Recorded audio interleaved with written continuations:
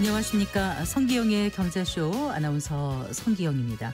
인구 절벽이 사회적 문제로 대두된 지 오래입니다. 구조적인 저출생 시대에 인구 절벽 문제를 더 이상 내부적으로 해결하기는 어렵다. 이런 우려가 커지고 있는데요.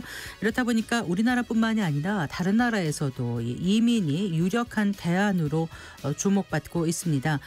실제 전문가들 사이에서 저출생 시대에 이민이 장기적으로 생산성과 1인당 소득을 높이는 등 경제에 긍정적인 영향을 미친다는 점에서 이론의 여지가 없다고 강조하고 있던데요.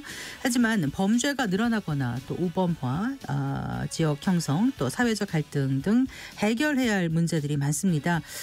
저출생 문제를 이민 정책으로 해결할 수 있을지 잠시 후에 함께 고민해 보겠습니다. 미중 무역협상 진전에 대한 기대감에 금융시장에 훈풍이 불고 있습니다. 외국인과 기관의 순매수세가 지수 상승을 견인하고 있는데요. 미중 무역협상의 진행 경과 알아보고요. 금융시장에 미칠 영향에 대해서도 잠시 후 살펴보겠습니다. 이 시간 유튜브로도 함께하겠습니다.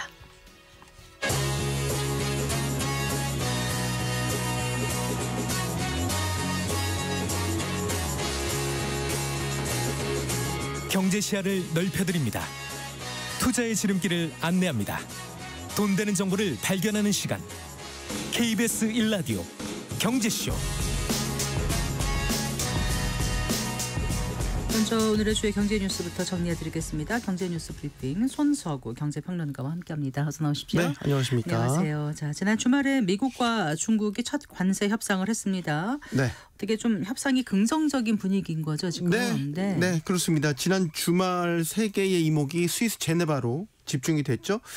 이틀간 열린 이번 회담 철저한 보안 속에서 진행이 됐는데요. 당초 이번 협상은 스위스 제네바라는 제3국에서 열리는 것이기도 하고 또 첫 협상이니까 대단한 성과를 기대하기보다는 일종의 탐색전, 협상에 물꼬를 튼다. 여기에 좀 더 의미를 뒀었는데 지금까지 나온 미중 양측의 이야기나 분위기를 들어보면 첫 협상임에도 상당한 진전을 이룬 것으로 보입니다. 네.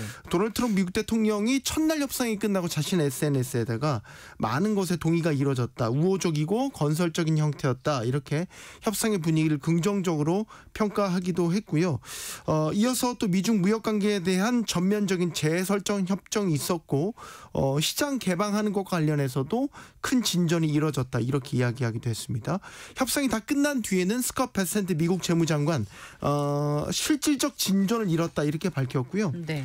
제이미슨 그리어 미 무역대표부 대표는 중국과의 이견이 생각보다 크지 않았다. 이런 말도 전하기도 했고요.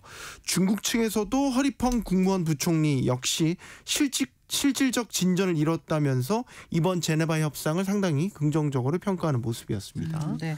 곧 양국이 공동 성명 발표할 예정인 거죠. 지금 저희가 말하는 와중에 공동 성명이 지금 이제 막 시작된 것 같아요. 하나둘씩 이야기가 나오네요. 지금까지 나온 거는 90일간 관세를 일부 유예하는데 양국이 합의한 것으로 공동 성명 내용의 발표가 됐습니다. 지금 양국이 서로를 향해 부과하고 있는 관세를 현실적으로 낮추는 데 공감대를 좀 형성했을 것으로 보이고요. 그다음에 또 하나 주목해야 될 거는 미국이 중국 측의 시장 개방을 요구했고 여기에 중국이 얼마나 응했을지, 얼마나 미국 측의 요구를 수용했을지 이 부분도 좀 주목해서 봐야 될 것 같습니다. 하지만 지금 일부 관세는 90일간 유예하기로 했다는 속보가 나온 것처럼 일단은 이 정도 상황에서 상황이 더 악화될 가능성은 현저히 낮아졌다라고 봐야 될 것 같고요. 상당히 괜찮은 협상에 출발을 했다는 점에서는 지난 수개월간 세계를 뒤흔들었던 관세 전쟁 이제는 좀 정점을 지나가고 있는 것이 아니냐 이렇게 평가할 수 있겠습니다. 네. 한국개발연구원 KDI가 우리 경제가 경기 둔화 국면에 접어들었을 가능성을 공식적으로 시사했다면서요. 네, 오늘 5월 경제 동향 KDI가 발표를 했는데요. 이런 종합평가를 내렸습니다. 최근 우리 경제가 대외 여건이 급격히 악화되면서 경기 둔화를 시사하는 지표가 나타나고 있다. 향후 수출 중심으로 경기 하방 압력이 확대될 가능성이 있다. 이렇게 분석을 한 거죠.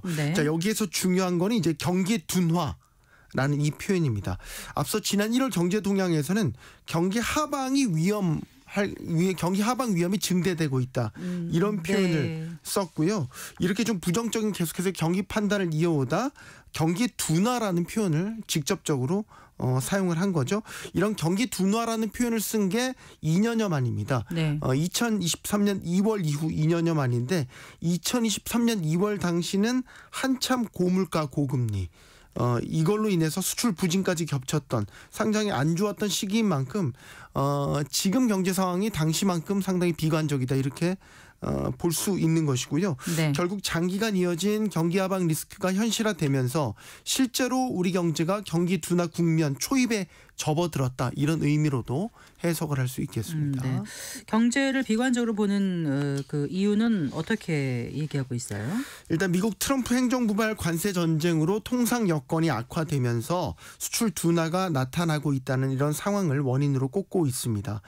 KDI는 지난 4월 수출 증가율 전년 동월 대비 3.7% 전월보다 소폭 증가하긴 했지만 조업일수 영향을 배제한 일평균 기준으로는 3월보다 증가율이 낮다는 점을 지목하고 있습니다. 네. 더욱이 대미국 수출은 줄면서 점차 관세 인상의 부정적인 영향이 가시화되고 있다는 점도 꼽았는데요. 미국을 제외한 국가로의 일평균 수출은 1년 전과 비교해 증가했지만 같은 기간 대미국 수출은 10.6% 감소했다라는 점을 꼽고 있습니다. 네. KDI는 미국 관세 인상의 영향이 수출에 점차 반영되는 가운데 내수 회복도 요원한 상태다 이렇게 분석을 했습니다.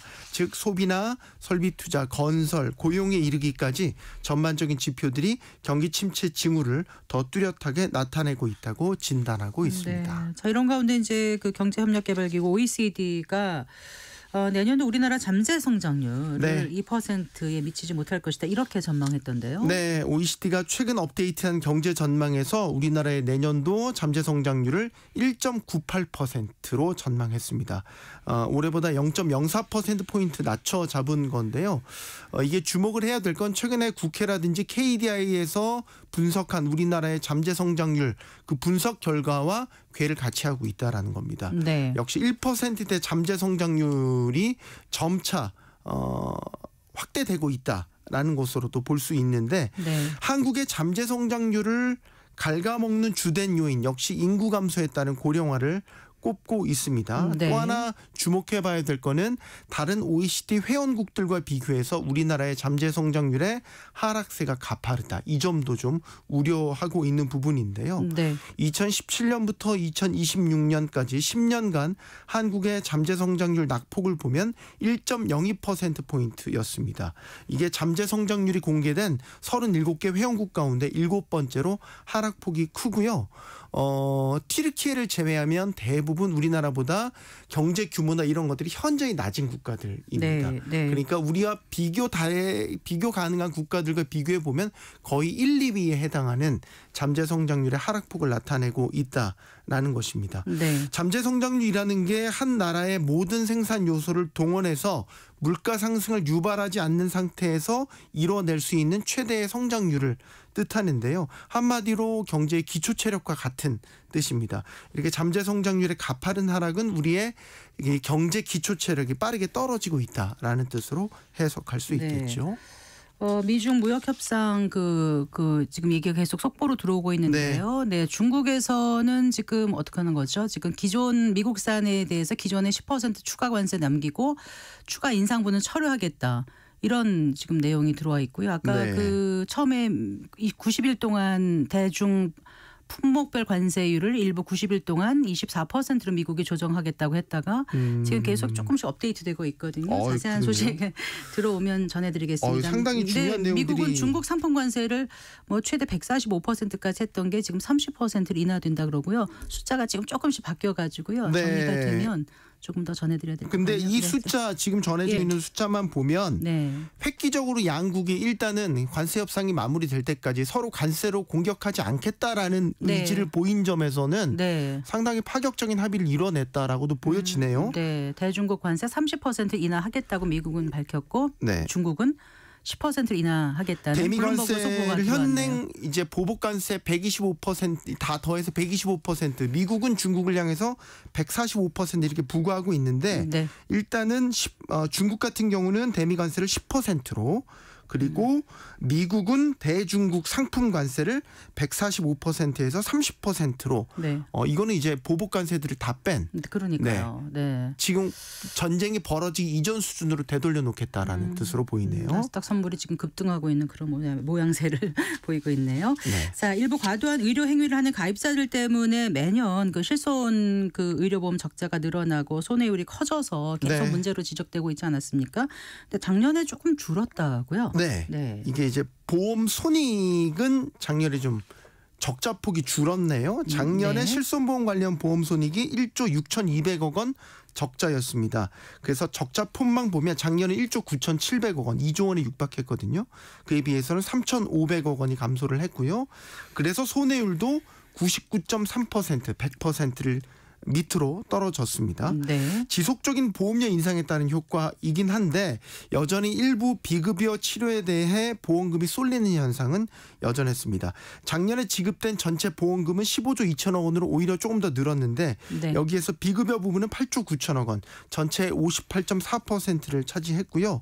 이 중에서도 보면 비급여 주사제라든지 도수치료, 체외 충격파 같은 근골격계 질환의 보험금이 전체 지급보험의 35.8%나 차지했습니다. 여전히 쏠림이 심하다는 걸 알 수 있고요. 네. 암치료 관련 실손보험금보다 몇 배 많은 수치기도 하고요. 또 하나 눈여겨볼 것, 무릎 줄기세포 주사라든지 전립선 결찰술 이런 보험금이 이제 신의료기술 관련 비급여 치료 부분인데 네. 이런 보험금도 1년 전과 비교해 30-40%다 이렇게 급증한 것으로 나타났습니다. 실손보험을 세대별로 보면요. 3세대, 4세대 보험률은 다 손해율이 100%를 넘겼습니다. 특히 이제 3세대 손해율이 지금 보면 128.5%로 높은데 네. 3세대 보험료 같은 경우는 올해 대폭 오를 가능성이 있겠네요. 네. 예, 잘 들었습니다. 고맙습니다. 감사합니다. 네, 경제 뉴스 브리핑 손석구 경제평론가와 함께했습니다.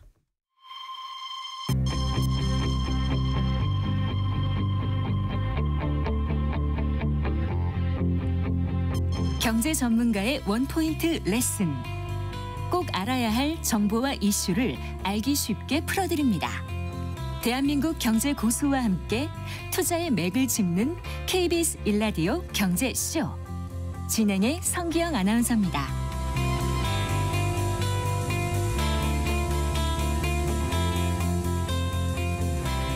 아, 4시 18분입니다. 우리나라 지난해 합계 출산율이 0.74명으로 OECD 국가 중에서 가장 낮은 수준입니다. 이런 저출생 문제는 단순히 어떤 사회 현상뿐만이 아니라 노동력 감소 또 경제 성장 둔화를 초래하는 심각한 문제가 될 텐데요. 일각에서는 이제 저출생 문제가 심각한 독일이나 영국 같은 나라에서 그 이민 정책을 도입하는 것처럼 우리나라도 이민 정책 적극적으로 검토해야 하는 게 아닌가 이런 목소리가 나오고 있습니다. 자세한 내용 짚어볼까요? 연서대학교 인구와 인재연구원 부원장이신 이종관 경제학과 교수 스튜디오에 모셨습니다. 교수님 어서 나오십시오. 안녕하세요. 네, 저희가 2주 전이었나요? 그 김현철 이제 연세대 그 인구와 인재연구원장님 모시고 이제 우리나라 저출생 고령화 문제를 이제 짚어봤는데. 사실 한국은 끝났다라는 그 논란이 된 유튜브 영상까지도 잠깐 좀 소개를 했었고요. 그런데 이제 그 얘기 하지 않더라도 지금 저출생 고령화 문제가 정말 심각한 문제라고 계속 얘기되어 오고 있지 않습니까? 경제학과 교수님 오랫동안 연구해 오신 거로 알고 있는데 입장에서 우리나라가 이 문제를 어떻게 해결해야 될지 지금 어느 정도로 심각한 건지 좀 먼저 좀 진단을 해 주신다면요. 네, 이제 많은 분들이 국민연금이나 이런 얘기들을 많이 지적을 해주신 것 같고 네. 사실 너무 먼 미래를 얘기할 거 없이 이미 여러 가지 문제점들이 나타나고 있거든요. 네. 저희 동네만 봐도 사실 초등학교 학생들이 다니는 이제 피아노 학원이나 태권도 학원 같은 데를 보면 이제 학생 수가 줄기 때문에 그 피아노 학원이나 태권도 학원을 운영하시는 이제 원장님들 입장에서는 소득이 완전히 반토막이 나는 겁니다.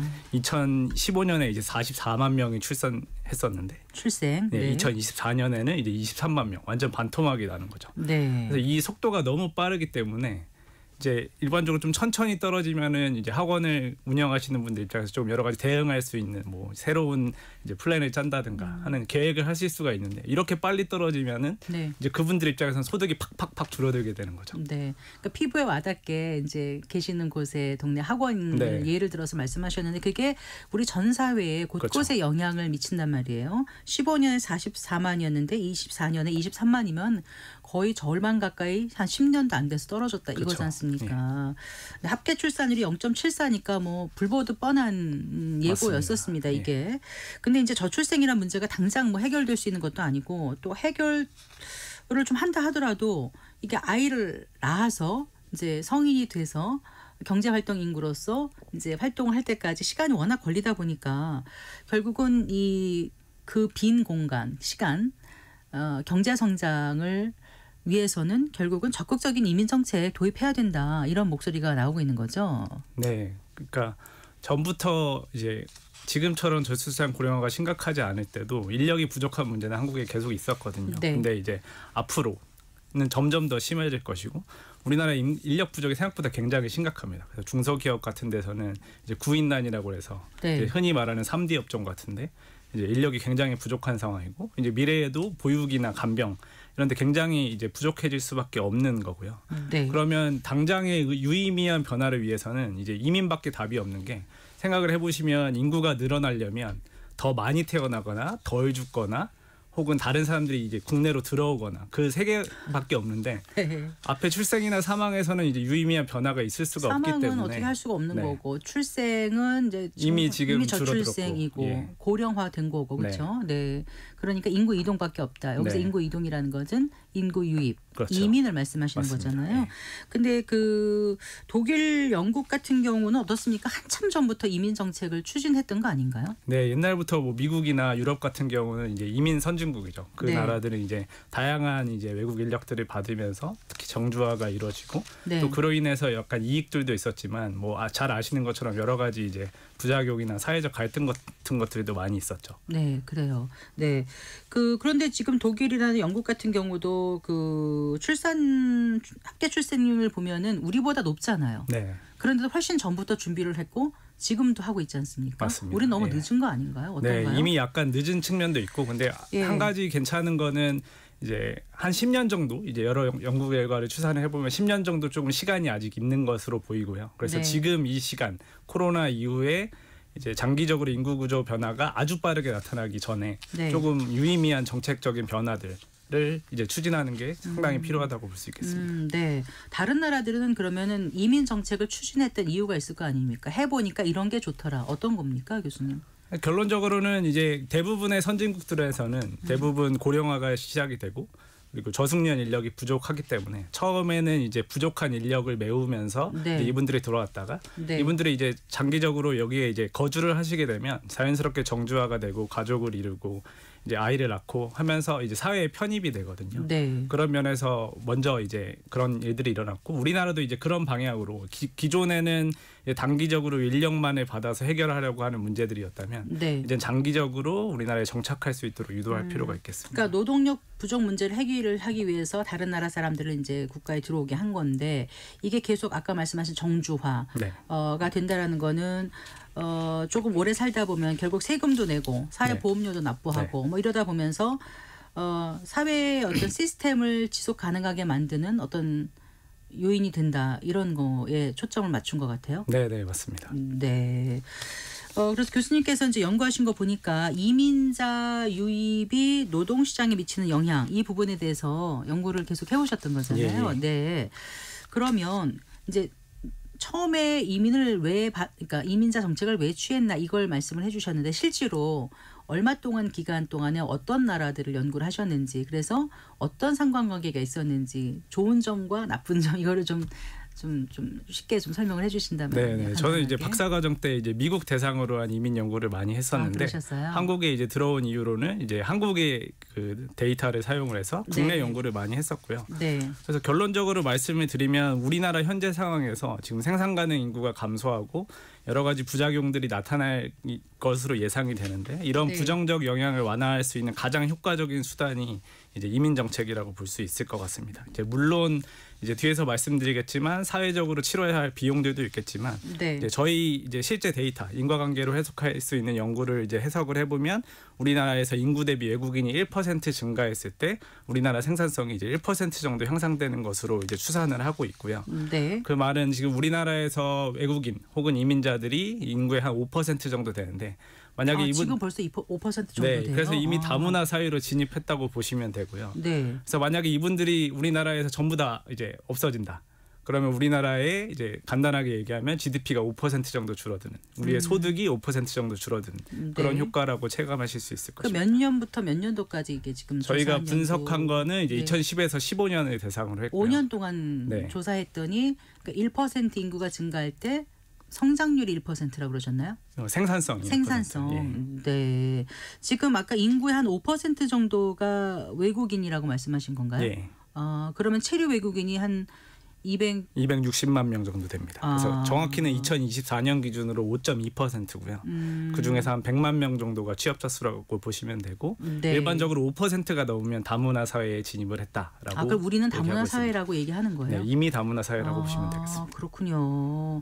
그럼 주로 많이 와 있는 그러니까 그 국적은 어느 나라죠?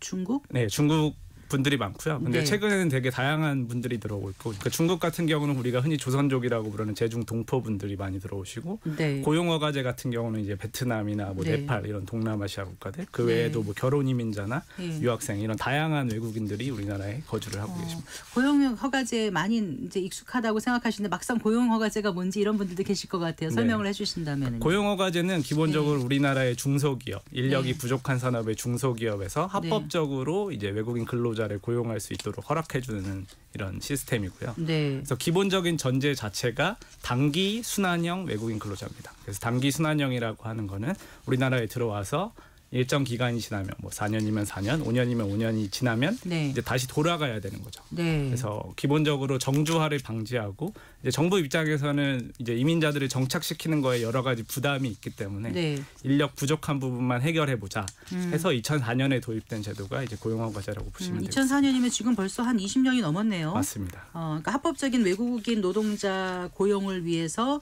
마련된 제도인데 지금 말씀하신 게 정주와 이민하고는 같은 단어로 사용하면 되는 건가요? 그런데 그렇습니다. 아까 네. 단기적으로 왔다가 다시 또 허가를 또 받아야지 할 수 있는 거잖아요. 예. 그게 몇 년 주기로 그렇게 받아야 되는 겁니까? 그러니까 보통 4년 10개월까지 일하실 수 있고요. 예. 근데 이제 한 사업장에서 성실하게 오랫동안 근무를 하시면 네. 이제 잠깐 본국으로 다시 돌아가셨다가 다시 4년 10개월을 하실 수 있고 네. 이제 맥스 한 10년 정도까지 일하실 수 있는 그런 제도입니다. 그럼 이민하고 고용허가제로 들어와서 취업하고 있는 외국인 근로자하고 뭐가 다른 거예요, 정확히? 그래서 정확하게 얘기하면 이 이민은 기본적으로 어느 정도 정주화, 그러니까 네. 가족이 같이 오고 여기서 이제 국민처럼 살아갈 수 있는 국적을 취득하는 걸 이민자라고 꼭 해요? 국적을 취득하진 않아도 뭐 영주권이라든지 네. 이제 기본적인 전제 자체가 정주를 이제 하는 거를 이제 근데 이민으로 생각하시면 되고요. 고용허가제를 통해서 들어와서 뭐 4년 10개월 이렇게 해서 연장하는 경우는 이민자라고 보진 않는다는 건가요? 큰 틀에서는 이민자라고 봐도 되겠지만 네. 일단 정확한 의미에서 이민자는 아니라고 보실 수 있겠습니다. 네. 일단 가족을 데려올 수 있는 거가 금지가 되어 있고요. 고용허가제 근로자 같은 경우는. 네. 그럼 이민자 유입이 노동시장에 미치는 영향에서 아까 인구 대비 외국인이 1% 증가하면 우리 경제 생산성도 1%주 향상된다 이렇게 네. 보신 거잖아요. 네. 그건 다른 나라도 그랬습니까? 어떻습니까? 네, 맞습니다. 그러니까 기본적으로 경제라는 게 규모의 경제가 있기 때문에 이제 우리가 그 저출산 고령화를 걱정하는 이유는 이제 생산 가능 인구가 감소하기 때문이잖아요. 그래서 네. 인구가 늘어나서 당연히 도움이 되는 부분들도 있고 조금 더 구체적으로 말씀을 드리면 우리나라 상황 같은 경우는 이제 세계에서 가장 학력이 높은 나라고요. 그래서 되게 고숙련인 반면에 그래서 저숙련 인력이 굉장히 부족한 상황에 있고요.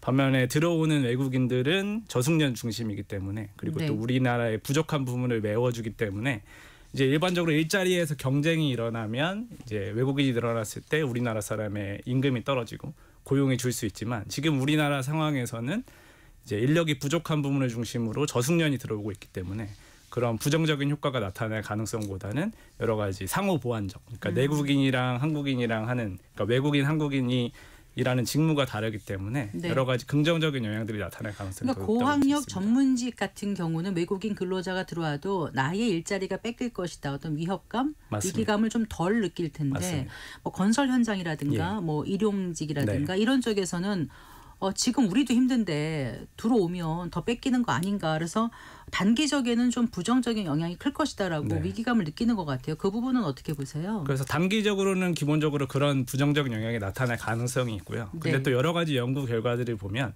똑같이 저숙련 인력이어도 한국 사람 같은 경우는 이제 당연히 우리나라 말을 잘하죠. 네. 근데 외국인들 같은 경우는 한국어를 잘 못하기 때문에 네. 언어를 쓰지 않는 직종으로 이제 좀 전문화가 이루어지는 반면에 이제 건설업이나 뭐 일용직에서 일하시던 분들이 아주 장기적으로는 이제 외국인 근로자들이 그 일자리를 하시게 되면 네. 장기적으로는 언어나 뭐 인지적인 직무로 이동하게 된다는 그런 연구 결과들이 있습니다. 네. 그러면 조금 더 숙련된 쪽으로 가고 맞습니다. 조금 더 전문직 쪽으로 가면 결국은 다 같이 위기감을 느끼게 되는 건가요? 어떤가요? 그래서 뭐 고숙련 외국 인력, 그러니까 우리나라는 지금 저숙련 외국 인력 중심이라고 말씀을 드렸는데 네. 이제 고숙련 외국 인력은 사실 받을 수 있으면은 받을 수 있는 게 가장 좋거든요. 네. 그러니까 물론 어느 정도 경쟁 효과는 있겠지만 이분들은 이제 들어와서 우리나라에 기여하고 생산성을 높이고 긍정적인 외부 효과를 주는 것들이 훨씬 크기 때문에 예를 들어서 큰 대기업에서 아주 우수한 인력을 유치하게 되면 그 회사가 잘 되겠죠. 그럼 그 회사에서 한국 사람들을 더 고용할 수 있고 그런 이런 선순환 구조가 이루어질 수 있는 가능성이 더 높을 수도 있겠죠. 네. 근데 이제 뭔가 큰 틀에서 변화를 일으킬 때는 긍정적인 면도 생각하지만 또 부정적인 면도 많이 들여다봐야 되지 않습니까? 맞습니다. 이게 이제 결국은 종국에는 우리가 좋으려고 한 건데 우리 내국인에게는 어떤 영향을 미치는 것인가 네. 이런 고민을 하게 되는데 가장 이제 걱정하는 게 이런 거예요. 뭔가 범죄의 확률이 높지 않은가? 뭐 안전한가? 또 외국인 근로자들, 노동자들이 많이 모여 사는 곳에서는 조금 더 강력 범죄가 있었다라는 게 막연한 생각 맞습니다. 혹은 데이터도 있었을 것 같긴 하거든요. 네네. 어떻습니까, 교수님? 그래서 실제로 말씀하신 부분들이 우리가 이제 사회적으로 치러야 될 비용이라고 보시면 되겠고요. 네. 우리가 이제 경제적으로 도움되는 부분이 분명히 있지만 우리가 공짜 점심이 없기 때문에 우리가 사회적으로 치러야 되는 비용이 있고 비용을 조금 더 말씀을 드리면 이제 실제적으로 안 좋아지는 부분들이 있습니다. 그래서 외국인이 늘어난 지역에서 보면 교육 시설 같은 게 줄어들게 되고요. 네. 뭐 쓰레기 배출량이 늘어나고 뭐 교통사고 그래요? 건수가 실제로 늘어나고 그래요? 예, 데이터에서 그런 것들이 발견이 됩니다. 그거 몇 년 동안 보신 거예요? 그것도 아까 말씀드린 이제 5년. 그동안 본 거고 이제 그거가 실제적인 안 좋아지는 부분이라면 한국인들의 인식에서 안 좋아지는 부분들도 있습니다. 그래서 네. 예를 들면 외국인이 밀집된 지역에 사는 한국인들은 네. 우리 동네는 뭔가 안전하지 않아? 우리 동네는 뭔가 편의시설이 안 좋은 것 같아. 네. 라고 응답하는 비율이 많이 늘어나는 경향들이 있고요. 그게 뭐 일부러 그런 게 아니라 실제로 맞습니다. 이렇게 느끼니까 하는 거 네. 아니겠어요? 그러니까 질문 자체가 외국인 때문이라고 물어보지 않았고 네. 그냥 우리 동네에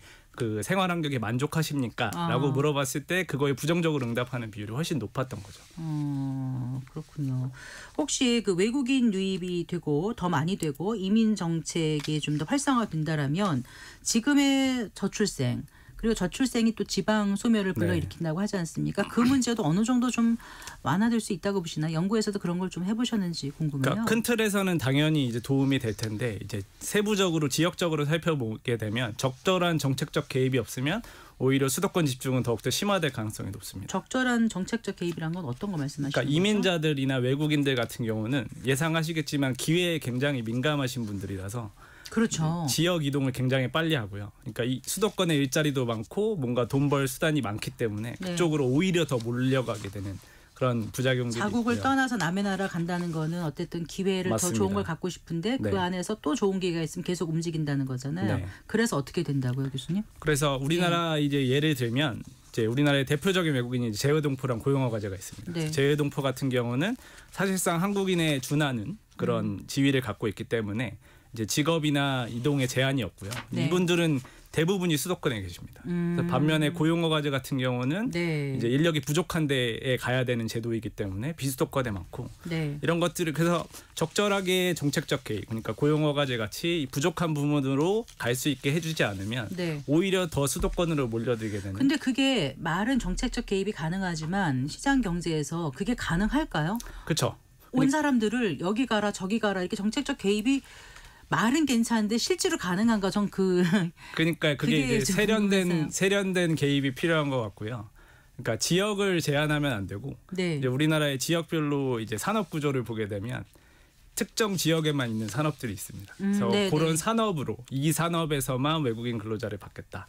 그런 식으로 하면 어느 정도 이제 지역적인 편중은 지금처럼 외국인 좀 근로자 막을 수 지금 있겠죠. 그건 이제 고용허가제 개념에서 맞습니다. 말씀하신 거고 이민 정책을 할 때는요. 그럴 땐 어떻게 받아들이는? 우리가 왜 해외 이민 같은 거 보면은 뭐 투자 이민도 있고 네. 또 자기가 거기서 어떤 일자리를 가졌을 때 이민이 뭐 허락되고 이런 거 있지 않습니까? 네. 우리는 어떤 식으로 해야 된다고 교수님 보시는 거예요? 그래서 기본적으로 제가 생각하는 관점은 지금 장기적으로 외국인이나 이민자가 늘어나야 되는 건 맞는데 네. 너무 빨리 늘어나게 되면 여러 가지 부작용이 있을 수 있기 때문에 네. 천천히 점진적으로 늘려야 된다는 거고 네. 그럼 어떻게 점진적으로 늘려야 되느냐. 현재 네. 우리나라에 와서 이미 거주하고 계신 분들 고용허가제라든지 네, 네. 외국인 유학생이라든지 이런 부분들 중에 이제 우리나라에 남고 싶은 분들이 많이 계시거든요. 그분들이 더 정주할 수 있게 해주는 게 아주 중요하다고 봅니다.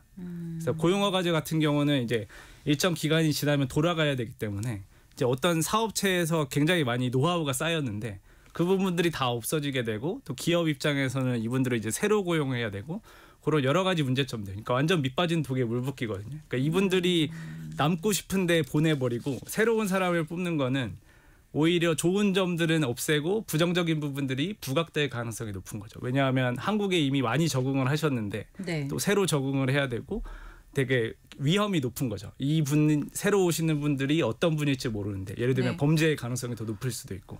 근데 이미 여기 계셨던 분들은 어느 정도 검증이 되신 분들이잖아요. 예, 예. 그래서 그분들을 남게 하는 게 중요하겠습니다. 그 뭐죠? 그 점수 기반 이민 시스템을 도입해야 된다 이런 얘기도 있더라고요. 그건 어떤 얘기입니까? 그러니까 선진국들에서 이제 주로 이제 국가 입장에서는 이제 고숙련 이민자들을 받고 싶기 때문에 네. 그런 분들이 더 올 수 있도록 뭐 학력이 높다거나 뭐 투자를 하신다거나 그런 분들한테 이제 점수를 더 드리는 그런 시스템인데 이제 우리나라의 현실을 조금 명확히 말씀을 드리면 현재 우리나라 현실에서 사실 고숙련 이민자가 우리나라를 선택할 확률이 굉장히 떨어집니다. 현재로서는 예. 네. 하지만 다른- 앞으로는 또 경제적이 더 높아지고 하면은 좀 선택지가 될 수 있지 않을까요? 그러니까 그런 분들을 이제 우리나라에서 잘 해야 되는 걸 거고요. 근데 사실은 이제 미국이나 뭐 싱가포르, 홍콩과 비교했을 때 이제 외국인 입장에서 우리나라가 좋은 선택지인가에 대해서는 네. 사실 조금 떨어지는 부분들이 많이 이 있습니다. 연구를 하시면서 그 내국인 대상으로 이민에 대한 어떤 그 생각에 대해서도 물어보셨을 것 같아요. 그러니까 이민자들 와 있는 외국인 근로자들 말고 우리 내국인을 대상으로 조사를 하면 어떻게 해요? 이민 정책을 해야 된다 아니다 뭐 이런 거에 대한 게 어느 정도 비율로 나타납니까? 예상하시겠지만 논란이 굉장히 심하고요. 되게 네. 긍정적이신 분들은 되게 긍정적인 반면에 또 네. 부정적이신 분들은 되게 부정적인 비율이 높고 근데 뭐 여러 가지 연구 결과가 혼재되어 있지만 조금 어느 정도 이제 이민에 대해서 이해가 높으신 분들은 조금 더 긍정적으로 답할 확률이 높은 것 같습니다. 네. 시간이 많지 않아서 좀 마무리 좀 해봤으면 좋겠는데 어쨌든 손익을 따져서 손실을 많이 줄이고 사회적 반발도 좀 낮추면서 경제 활성화를 위해서 이민 정책을 도입해야 될 텐데 우리가 좀 오해하는 부분이 있으면 좀 말씀을 해주시고 이런 방향으로 가야 되겠다 하는 또 방향성이 있으면 좀 제시를 해주셨으면 합니다. 네. 그러니까 개인적으로 생각했을 때 저는 이제 외국인이나 이민자들을 우리나라에서 받는 거는 더 이상 선택의 문제가 아닌 것 같고요. 이미 5%를 넘었고 인구 구조 변화를 고려했을 때 받을 수밖에 없는 상황이고 그럼 어떻게 받을지가 더욱 중요하다고 볼 수 있겠고요. 네. 그래서 앞에서 말씀드린 이제 여러 단기 중심의 외국인 정책들을 좀 정주화하는 방향으로 가야 되고 또 그런 면에서 사실은 경제적인 것들보다 사회문화적인 게 되게 중요하기 때문에 네. 인식이 아주 중요할 것 같습니다. 그래서 네. 언론에서 범죄를 보도할 때 뭐 예를 들면 외국인 범죄 이런 식으로 부각하기보다는 조금 다른 형태의 이제 보도를 하는 게 좋지 않을까 그런 생각을 갖고 있습니다. 네. 잘 들었습니다. 고맙습니다. 네, 감사합니다. 연세대학교 인구와 인재연구원의 부원장이신 이종관 경제학과 교수와 얘기 나눠봤습니다.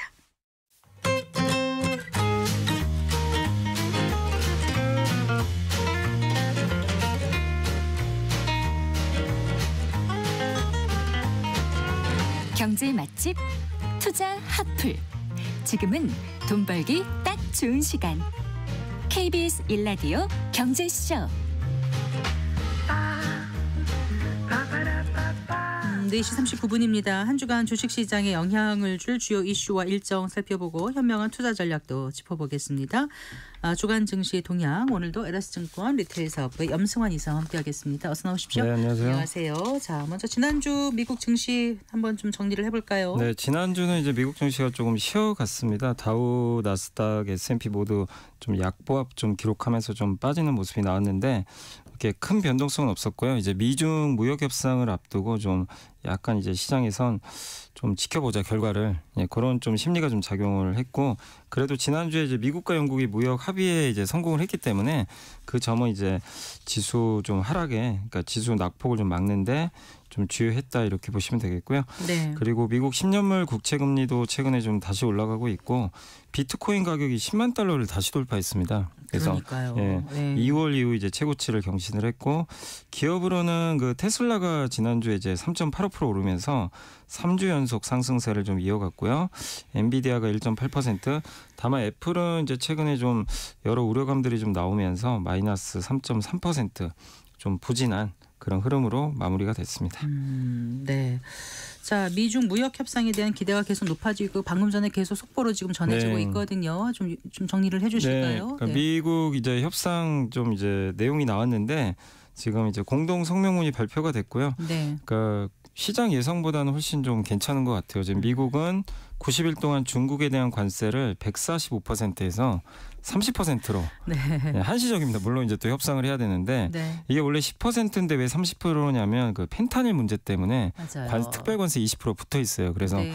최종적으로는 30%라고 보시면 되겠고 네. 중국도 이제 90일 동안 미국에 대한 관세를 125%에서 10%로 인하하는데 양국이 각각 115%포인트씩 네, 맞습니다. 일괄 낮춘 네. 거네요. 그래서 일단은 이제 협상하자는 거죠. 협상하고 네. 90일 동안 싸우지 말 그러니까 뭐 싸운다 이런 표현보다 여기서 좀 결론을 내자 90일 동안 일단 낮춰놓고 왜냐하면 지금 뭐 미국 주요 항구가 지금 이제 배가 좀 안 들어오기 때문에 중국에서 아니 145%를 때리는데 어떻게 물건을 가겠어요? 답답한 게 미국 집 네, 아니었겠습니까 맞습니다. 이번에. 예. 네. 그래서 어쨌든 이제 중국도 좋을 게 없잖아요. 사실 이런 상황에서 그래서 아마 이제 양국이 협상을 통해서 일단 좋은 결과를 냈고 이거는 시장이 예상한 거는 한 50에서 60%까지 좀 낮추지 않겠냐. 그러니까 네. 미국이 중국에 부과한 관세를 네. 근데 30%까지 낮췄기 때문에 시장 예상보다 좀 좋거든요. 네. 그래서 지금 현재 이 대체거래소에서 막 거래들이 활발히 이어지는데 지금 네네. 주가도 올라가고 있고요. 거기다가 지금 미국의 나스닥 선물지수도 3% 이상 급등하고 그러니까요. 있어서 네. 아마 오늘 밤에 미국 증시도 상당히 좋지 않을까 이렇게 예상을 하고 있습니다. 네, 그래요. 일단 그 자동차 업종에는 좀 호재인 거죠. 지금까지 발표됐던 걸 보면은. 네, 그러니까 일단 미국 영국 무역 합의 발표되고 그날도 좀 자동차가 좋았던 게 네. 원래 트럼프 대통령이 그랬거든요. 자동차는 품목 관세니까 이건 협상의 여지가 없다. 그냥 25%라고 했는데 네.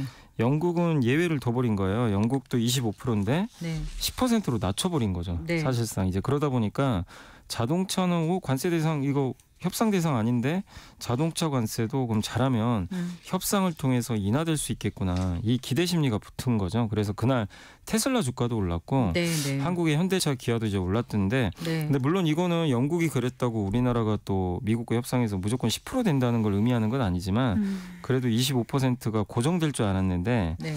이번 협상 보니까 충분히 우리도 잘만 협상을 하면 그러니까 우리가 이제 뭔가 미국에 그 카드를 좀 주긴 줘야 되겠죠. 줘야 되겠지만 협상을 잘한다면 25%가 아니라 뭐 잘하면 10%까지 낮출 수도 있겠다. 이런 좀 기대감을 좀 심어주는 것 같아요. 그리고 어쨌든 또 미중 무역 협상도 잘 끝났기 때문에 일단은 1차적으로는 그래서 일단 지금 일본 또 우리나라 유럽 같은 이제 국가들이 앞으로 계속 트럼프랑 이제 협상을 할 텐데 네. 거기서도 좀 기대감이 좀 높아질 가능성을 좀 만들었다. 그래서 지난주에 있었던 미국과 영국의 무역 합의는 네, 일단 네. 좀 긍정적이지 않나 그렇게 좀 생각을 하고 있습니다. 네. 그 지난주에는 일단 구글 주가가 흔들리고 네이버 주가도 흔들렸었죠. 네, 맞습니다. 왜 그랬었는지 좀 얘기를 해주실까요? 일단 애플이 그 뭐죠? 그 아이폰의 사파리 브라우저에서 네. 기본 원래 그 뭐 그 구글 검색인 검색이. 구글 검색을 뺀다는 거예요. 그러니까 이거를 뭐 완전히 제외하는 게 아니라 기본 검색으로 탑재가 돼 있거든요. 그러니까 이제 기본적으로 네. 여러분들이 뭐 설정 안 하시면 네. 구글 검색이 되는데 네. 이거 말고 옵션을 제공하겠대요. 선택지를 구글 네. 검색뿐만이 아니라 네. 예를 들면 그 AI 검색이 많잖아요. 뭐 이렇게 요즘에 챗GPT라든가 퍼플렉시티 이런 검색을 거기다 또 탑재하겠다. 그걸 애플 부사장이 실제 언급을 해버린 거예요. 네. 그래서 이제 그날 구글 주가가 7% 빠졌고 네. 네이버가 마이너스 5%인데 이게 사실은 이제 불편할 수밖에 없는 게 구글과 네이버는 이제 구글은 전 세계 1등이고 네이버는 한국 1등인데 검색 시장을 장악했거든요. 네. 근데 이제 만약에 생성형 AI가 이제 활기를 띠면 네. 여기서 아무래도 검색 수요가 빠져버리잖아요. 예. 그러면 광고 매출이 줄어버리거든요. 네. 그래서 이제 주가 빠졌는데 사실 이제 이거는 뭐 어떻게 될지 우리가 모릅니다. 왜냐하면 이런 생성형 AI가 나와서 실제 기존 검색을 없애버릴 수도 있고 아니면 기존 검색은 검색대로 그대로 갈 수도 있어요. 근데 실제 저는 이게 좀 너무 아직은 좀 이런 우려라고 보는 게 저 같은 경우도 물론 생성형 AI 검색을 하거든요. 네. 근데 네이버에서만 해야 되는 또 검색이 또 있어요. 그러니까 뭐 웹사이트를 찾아간다거나 네. 그런 것들도 이제 간단하게 키워드 검색하는 거 있잖아요. 네. 그러니까 구글도 마찬가지죠. 근데 시장에서는 마치 몇 년 후에 AI 검색이 모든 걸 대체하지 않을까. 뭐 이런 이제 우려가 생기면서 주가 빠졌는데 일단 지금 당장이 좀 걱정은 아닌데 네. 시장이 좀 먼 미래에 좀 걱정을 미리 당겨왔다. 근데 지금으로서는 좀 과도한 우려라고 과도한데 보신다는 말씀이시죠? 다만 생성의 AI가 어쨌든 들어오는 건 사실이잖아요. 그거는 그렇죠. 뭐 사실이죠. 그러니까 구글과 네이버가 뭐 이거 걱정 없어 이럴 게 아니라 여기서 뭔가 보완책을 마련하긴 해야 된다고 저는 생각은 하거든요. 그러니까 구글과 네이버도 다 AI 하잖아요. 구글도 실제로 그 제미나이라는 그 AI가 네, 있고 네이버도 실제로 이제 자체 AI가 있기 때문에 이거를 얼마나 기존 AI 검색에 잘 접목해서 이걸 방어하는지가 좀 관건입니다. 그래서 몇 년 후에 있을 일을 지금 뭐 걱정할 필요까지는 없겠지만 이게 어쨌든 기존의 구글과 네이버의 검색 광고 매출을 조금씩 잠식할 가능성이 있기 때문에 뭐 네. 투자하신 분들도 이런 부분들 좀 잘 좀 유념해서 좀 지켜봐야 될 것 같습니다. 네. 자, 오늘 국내 증시장 움직임하고 마감 시황까지 쭉 좀 정리를 해주실까요? 네, 오늘 이제 코스피가 2,600을 드디어 넘었습니다. 네, 정말 오랜만에 관세 전쟁이 펼쳐져서 그때 2,300도 한번 깨졌는데 정말 많이 올라왔습니다. 그래서 2,607에 끝났고요. 30포인트나 올라서 1.17% 급등했고 반면 오늘 코스닥은 좀 생각보다는 좀 약했습니다. 네. 725.40 물론 상승은 했거든요. 2.88포인트 올랐는데 0.4% 상승에 불과했는데 이유가 있습니다. 그 트럼프 대통령이 오늘 우리나라 시장 이제 장 열리기 전에 아마 오늘 밤 10시로 알고 있거든요. 그 약가 인하 정책에 아마 행정명령에 서명할 거라는. 근데 약가를 최대 80%까지 낮춰버리겠대요. 80%? 네, 80%까지 최대. 네. 네, 그건 이제 회사나 그 제품마다 다를 수는 있는데 특정 제품은 80%까지 약가가 떨어질 수도 있거든요. 네. 근데 그게 구체적인 내용은 아직은 우리가 알 수가 없는데 근데 신약개발 회사들 입장에서는 당연히 부담이 될 수밖에 없죠. 약가 인하를 하게 되면. 그래서 오늘 코스닥에 그 제약바이오가 좀 많잖아요. 시총이 크거든요. 그래서 좀 빠졌고 그 오늘 코스피 쪽에서도 그 삼성바이오로직스 같은 기업들도 네. 좀 흔들렸습니다. 다만 코스피는 오늘 그래도 좋았던 게 미중 무역 협상 이제 결과물이 오늘 나온다는 기대감이 있다 보니까 그 피해주들이 좀 많이 올랐어요. 뭐 네. 삼성전자나 네. 하이닉스, 현대차. 다만 오늘 그 많은 개인 투자분들이 최근에 방산주 투자를 많이 하셨는데 방산주는 좀 오늘 안 좋았던 게 그 지금 이 러시아의 푸틴 대통령이 네. 튀르키예에서 네. 이제 젤렌스키 대통령과 만나서 네. 휴전 협상을 하기로 했나 보더라고요. 언론 보도가 좀 있었습니다. 그러면 네. 휴전이 되면 아무래도 이제 최근 올랐던 방산주한텐 약간 이제 차익 매물의 빌미가 될 수는 있거든요. 네. 그래서 오늘 현대 로템 같은 기업들이 좀 많이 빠졌어요. 13.64%나 빠졌고 네. 한화 에어로스페이스 또 빠졌고 조선주도 빠졌고. 그렇군요. 네, 그러니까 한마디로 관세랑 무관하게 성장했던 기업들이 오늘은 빠지고 네. 관세 피해 때문에 대표적인 게 삼성전자, 현대차잖아요. 네. 이들이 이제 반대로 급등하는 그런 현상이 나왔는데 아마 이런 부분은 이제 아까 이제 미중 무역 협상이 좀 완료가 됐기 때문에 어느 정도 좀 당분간 이어질 가능성은 좀 높지 않을까 이렇게 일단 예상을 하고 있습니다. 네. 그 원전 관련주가 지난주에 좀 흔들렸었죠. 네, 맞습니다. 그 얘기도 좀 해주시겠어요? 그러니까 지난주에 아마 뉴스 보셨겠지만 체코 지방법원이 프랑스 원전 기업 EDF가 한수원의 그 신규 원전 계약에 대해서 네. 집행정지 가처분 신청을 했거든요. 네. 근데 안 받아들여줄 줄 알았는데 받아준 거예요. 인용을 해버렸어요. 그러니까 체코 정부도 되게 당혹스러워하더라고요. 좀 맞아요. 급한데. 네. 그래서 이걸 이제 받아들였기 때문에 그러면 일단 지금 계약을 할 수가 없습니다. 사실상. 그래서 이게 다시 이제 인용이 취소되길 좀 기다리고 있는데 네. 그렇지만 체코 정부가 급하긴 급한 게 일단 미리 가승인은 그냥 해버렸어요. 계약을 일단 맺긴 맺었습니다. 근데 이건 진짜 계약은 아니고 법원 계약이 이제 법원에서 이제 판결이 나와야 정식 계약까지 갈 수 있고요. 근데 어쨌든 그 프랑스에 손해배상까지 청구하겠다. 왜냐하면 이것 때문에 늦어질 수가 있거든요. 공사 기간이 자꾸 늦어지면요. 네. 비용이 자꾸만 증가할 수밖에 없습니다. 그래서 나중에 이제 손해배상도 청구하겠다는 그런 얘기를 했고, 근데 이제 이렇게 돼서 좀 약간 체코 원전 관련 기업들 주가가 좀 빠졌거든요. 근데 방향성은 바뀌지 않았다고 보는 게 왜 이렇게 체코가 우리나라에 이렇게 그 프랑스라는 경쟁사가 있는데도 한국을 선택한 건 가격과 납기일입니다. 납기, 예, 그쵸. 제일 네. 중요하거든요. 네. 원전은 이렇게 늦어지면 비용이 정말 기하급수적으로 증가하거든요. 그래서 그 프랑스 같은 경우는 기존의 원전 계약보다 지금 그러니까 영국에 지금 그 원전을 지금 건설하는 걸로 아는데 그게 벌써 10년 이상 지금 지연되는 걸로 좀 알려져 있고요. 네. 우리나라는 이 원전 지금 발전 단가가 이 건설 단가가 어쨌든 다른 나라보다 굉장히 싼 편입니다. 그러다 보니까 한국 원전에 대한 이제 가격 경쟁력 또 납기일도 굉장히 잘 지키고 우리나라는 우리 한국에서만 원전을 30기나 지었어요. 이 경쟁력도 좀 사실 무시할 수 없거든요. 네. 그래서 지금 체코 때문에 좀 약간 좀 투자 심리가 안 좋아진 건 사실이지만 방향성 자체는 저는 바뀌지 않았고 나중에 이제 계약을 맺게 된다면 다른 유럽 국가들도 지금 다 원전을 좀 하고 싶어해요. 네. 근데 거기서 한국이 좀 선택받을 또 가능성도 높기 때문에 방향은 바뀌지 않았다라고 한번 보시는 것도 좋지 않을까 싶습니다.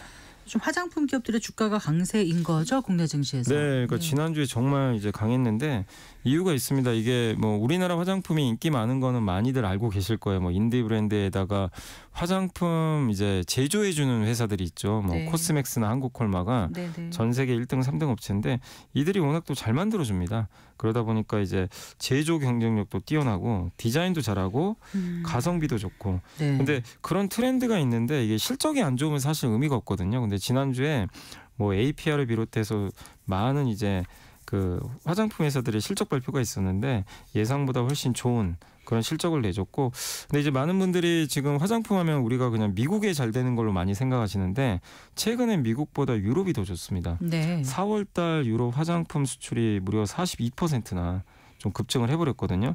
화장품의 사실 본고장이 유럽이잖아요. 그렇죠. 그러니까 유럽에서도 한국의 이 가성비 좋은 인디 브랜드가 지금 잘 나가고 있고, 그 다음에 또 한 가지 포인트는 중국이 정말 아픈 손가락이었어요. 중국이 정말 그동안 시장도 안 좋았고 중국 회사가 이제 직접 화장품을 하니까 아모레랑 그 LG생건이 엄청나게 고생을 했거든요. 몇 년 동안. 근데 여기도 이제 턴어라운드가 시작됐다는 그런 분석이 나오고 있습니다. 그래서 최근에 그 대중국 화장품 수출이 21년 11월 이후 처음으로 2달 연속 지금 증가했다고 하더라고요. 그리고 중국 인플루언서 중에 이제 딴딴이라는 인플루언서가 있는데 이게 1억 명이래요.